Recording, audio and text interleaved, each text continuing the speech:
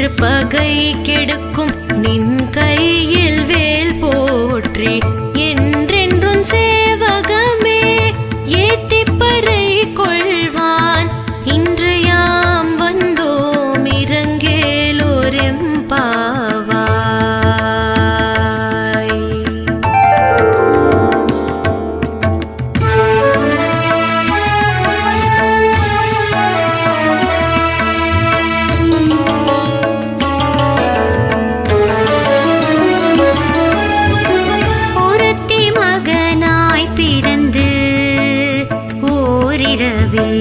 ஒருத்தி மகனாய் ஒளிந்து